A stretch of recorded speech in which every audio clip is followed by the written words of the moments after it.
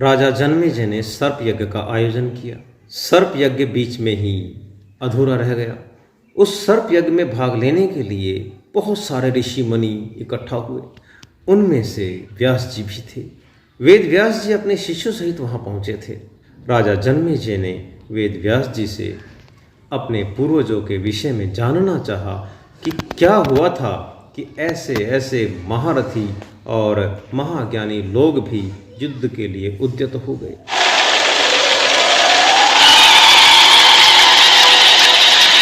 पूरी कथा सुनने की जिज्ञासा को देखते हुए वेद व्यास जी ने अपने शिष्य वैशंपायन जी को आदेश दिया कि वैशंपायन, जो मैंने तुम्हें महाभारत की पूरी कथा सुनाई है वह तुम जन्मेजय को सुनाओ।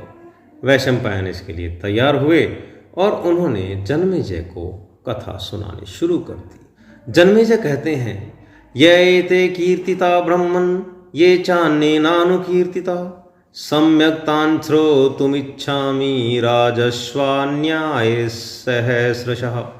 ब्राह्मण, आपने जिन राजाओं के नाम बताए हैं और जिन दूसरे नरेशों के नाम यहाँ नहीं लिए हैं, उन सब सहस्रों राजाओं का मैं भली भांति परिचय सुनना चाहता हूँ। वे देवतुल्य महारथी इस पृथ्वी पर किस उद्देश्य की सिद्धि के लिए उत्पन्न हुए थे, उनका यथावत वर्णन कीजिए।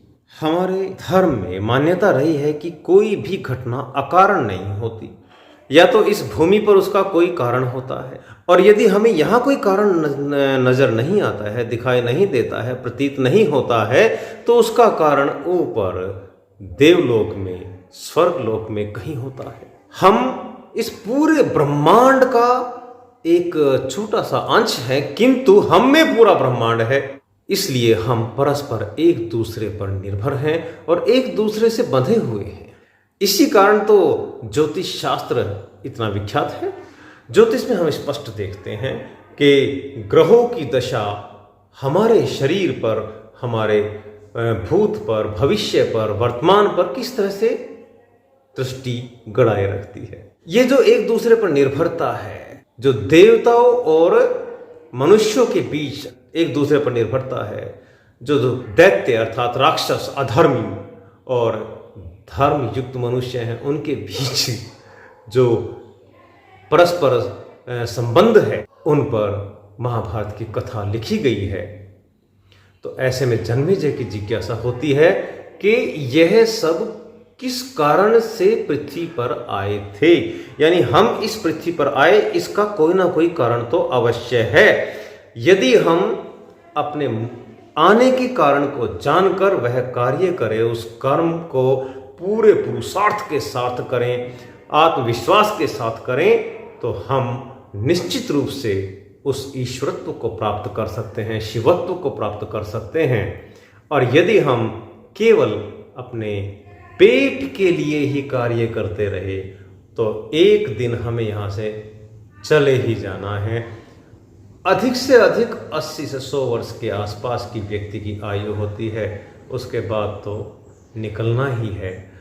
अतः हम क्यों आए हैं, किस लिए आए हैं, कहाँ से आए हैं, हमारे आने का क्या उद्देश्य है, इस पर सर्च करनी चाहिए। हम सारा दिन गूगल सर्च करते रहते हैं, कभी आत्म सर्च भी करके देखना चाहिए।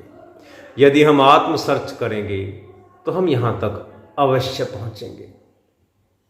जन्मेजय का ऐसा ही प्रश्न है वैशंपायन जी से कि वो सब लोग कौन थे और इस मृत्यु लोक में क्यों उत्पन्न हुए थे। हम नहीं जानते हम कौन थे। इस विश्व में कोई भी व्यक्ति नहीं जानता कि कौन व्यक्ति पहले क्या था और वह यहां पर क्यों आया है।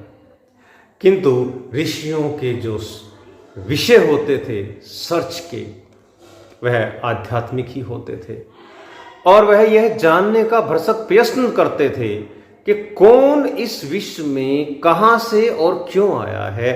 उनका एक बेतार का तार जुड़ा रहता था इस लोक और उस लोक से, और दोनों लोक में विचरण करने वाले ऋषि मुनि गण सब कुछ जानते थे। क्या वेद व्यास जी ऐसे नहीं थे? वह भी जानते थे और जन्मेजय की इस जिज्ञासा का उत्तर वैशंपायन जी देते भी हैं। वे कहते हैं, राजन, यह देवताओं का रहस्य है, ऐसा मैंने सुन रखा है। स्वयंभू ब्रह्मा जी को नमस्कार करके आज उसी रहस्य का मैं तुमसे वर्णन करूंगा।